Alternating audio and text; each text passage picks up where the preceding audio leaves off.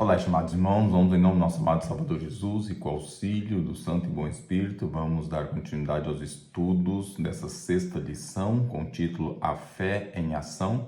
Nesta segunda-feira, o segundo tópico traz para nós: o céu e a terra observam. Pergunta A: que exemplo Tiago dá para ilustrar a hipocrisia da conversa fiada sem ação? Tiago 2, 15 e 17 traz assim: e se seu irmão ou irmã estiverem nus e tiverem falta de mantimento cotidiano, e algum de vós lhe disser, ide em paz, aquentai-vos e fartai-vos, e não lhe derdes as coisas necessárias para o corpo, que proveito virá daí? Assim também a fé, se não tiver as obras, é morta em si mesmo.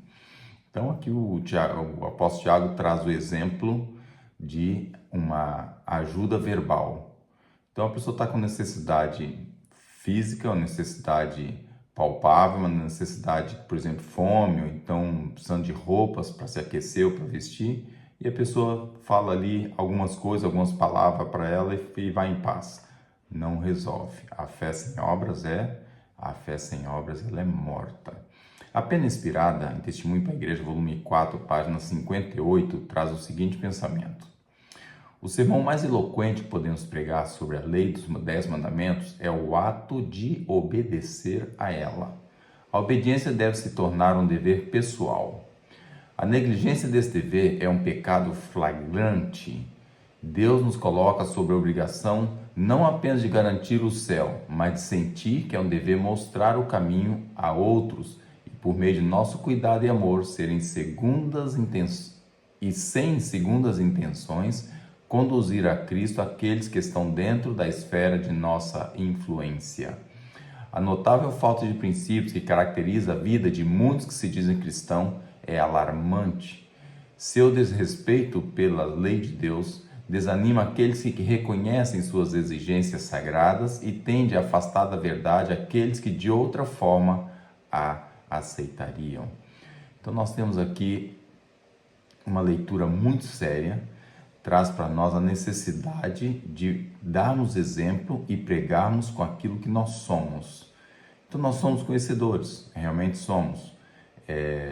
A responsabilidade que nós temos não é só a salvação pessoal, não é só o fato de conhecermos e precisar exercer aquilo que conhecemos para nos salvar, mas também o que nós praticamos, aquilo que nós fazemos, a maneira com que lidamos com o que aprendemos, vai influenciar outras pessoas para o bem ou para o mal.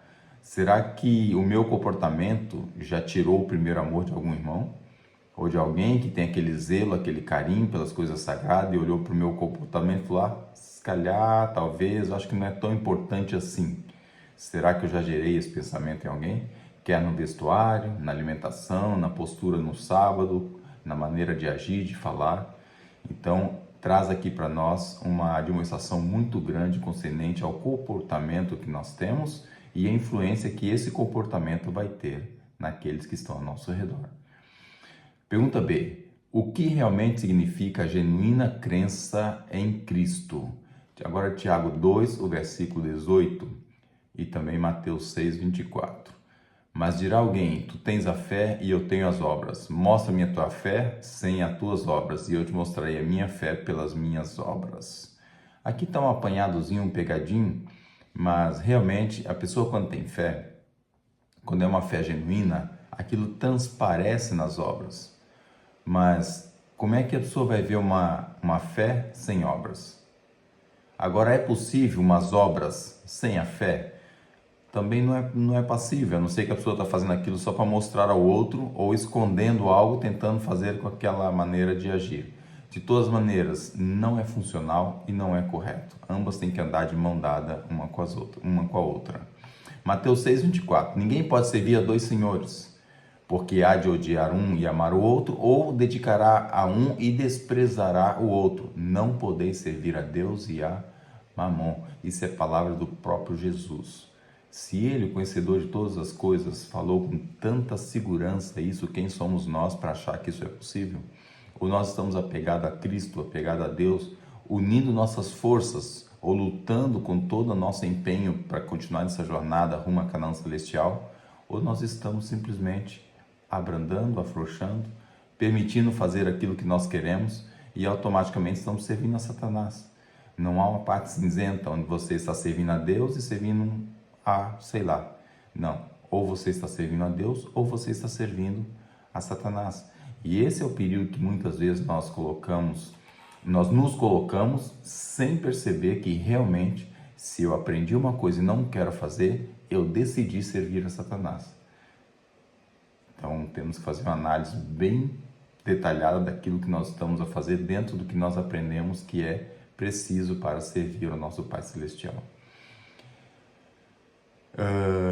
Estamos a ler então aqui o livro Testemunho para a Igreja, agora página, não é Testemunho para a Igreja, onde é que está isso? Está falando Ibidem, mas o último era Testemunho para a Igreja, Ibidem, vamos voltar lá atrás, isso traz aqui uma pequena confusão. Sim, mas o volume para a Igreja, página 250 e 251, diz assim: Deus falou e quer que a humanidade obedeça.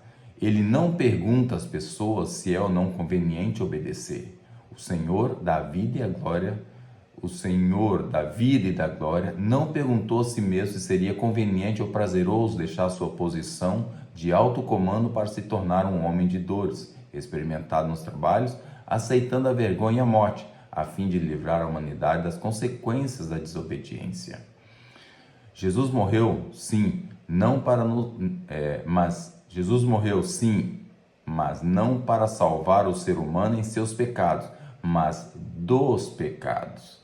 A humanidade deve abandonar o erro de seus caminhos, seguir o exemplo de Cristo, tomar a própria cruz e segui-lo, negando a si mesma e obedecendo a Deus, seja qual for o sacrifício.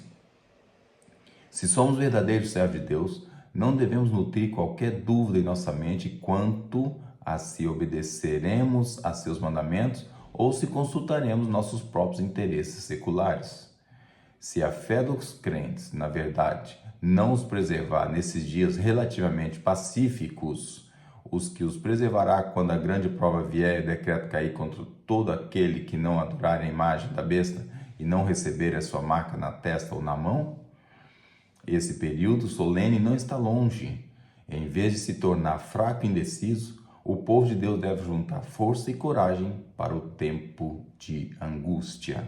Então é um texto muito interessante, é um texto que traz uma perspectiva também direta concernente à necessidade de uma crença genuína, porque a crença genuína, o que ela é? Não é nós fazemos a nossa vontade. A crença genuína é trazer para nós a verdade e essa verdade ser colocada na prática.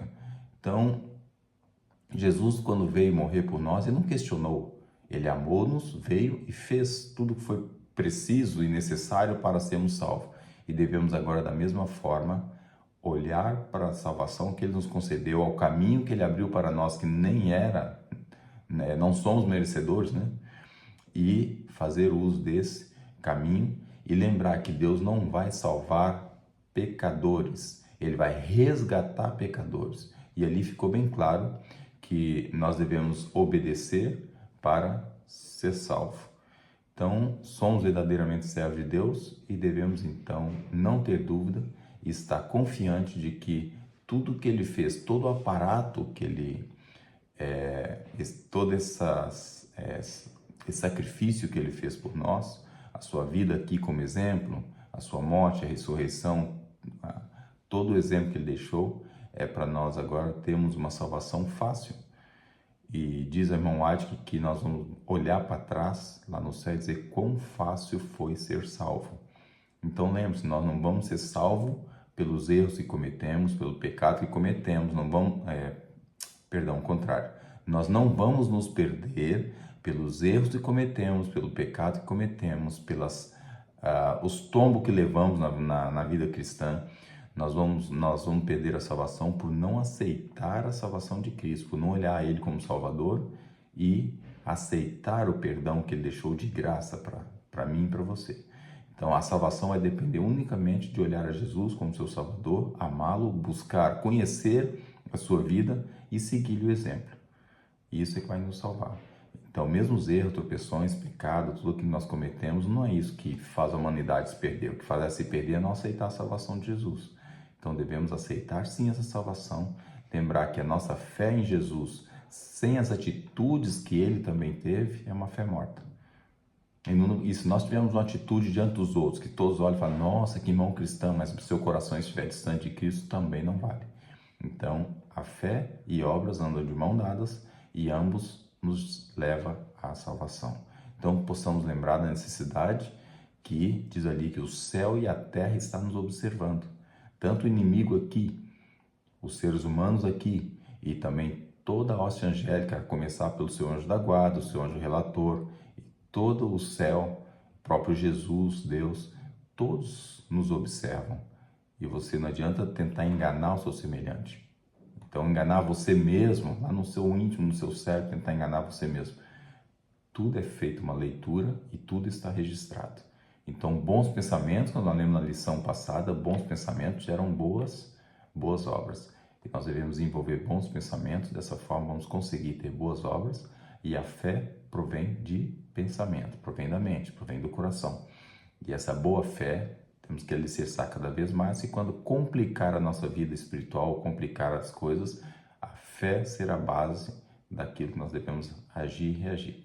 Que Deus nos abençoe e dê sua graça para que possamos lembrar que o céu e a terra nos observam e devemos trilhar os caminhos de Deus com fé, e essa fé reproduzir obras para testificar do amor de Jesus por nós a outras pessoas, e dessa forma poder também dar bom testemunho de nosso Pai Celestial. Esse é o meu sincero desejo para esse dia, para todos nós. Amém.